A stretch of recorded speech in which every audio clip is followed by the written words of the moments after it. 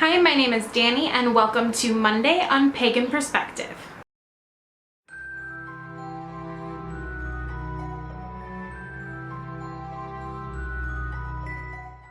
This week our question comes from Wyld Silverwolf.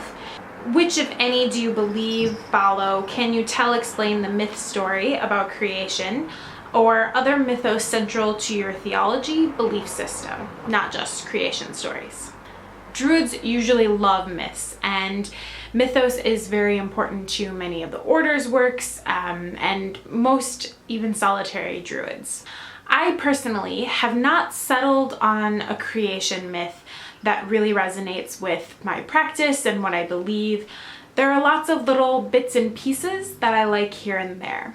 For instance, I love mythos that starts with creation coming from word or air or something along those lines. I think that's a really powerful symbol and image and works really well in other practices that I use in my daily practice.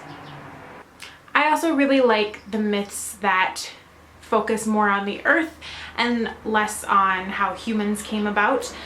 Obviously, my path is very nature-centered, so this fits in with my path very well.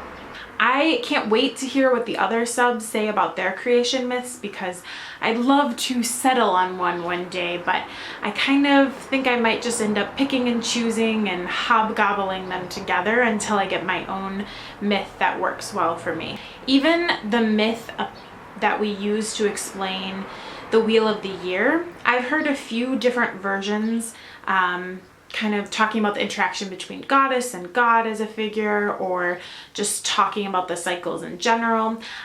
I haven't found one of those that really works for me either. I think because much of the Wheel of Year is focused on the UK and that world and how the seasons work there, and in Wisconsin our winters are long and cold and snowy, and that's a good thing, but it means that it kind of changes how spring happens. The fall festivals work pretty well, but our spring is very short and kind of blends in with the ideas of summer, so I'm still tweaking that myth as well.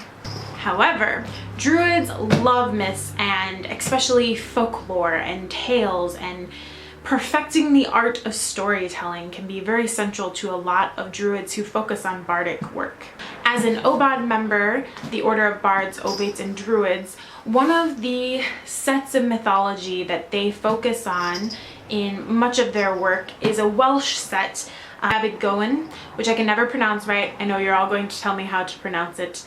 I shall endeavor to one day reach it. And this is a series of stories that is half history, half myth, half spiritual. It kind of blends all of the best of both worlds. There's lots of interactions with the Fae world, lots of interactions with how one should hold themselves in a society.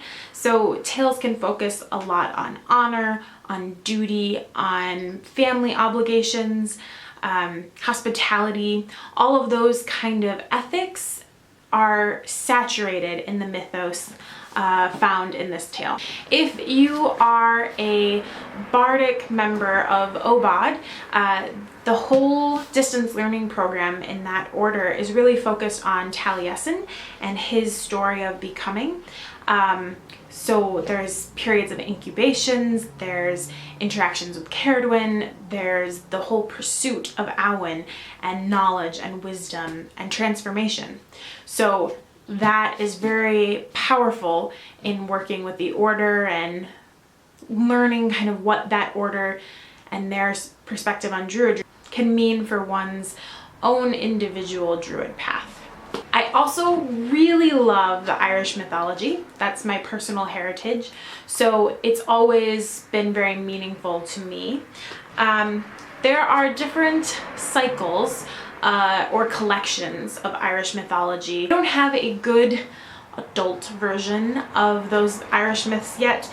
I haven't quite picked one that is frankly pretty enough for my bookshelf, but I do have this beautifully illustrated The Names Upon the Harp book that has kind of children's versions of many of those myths.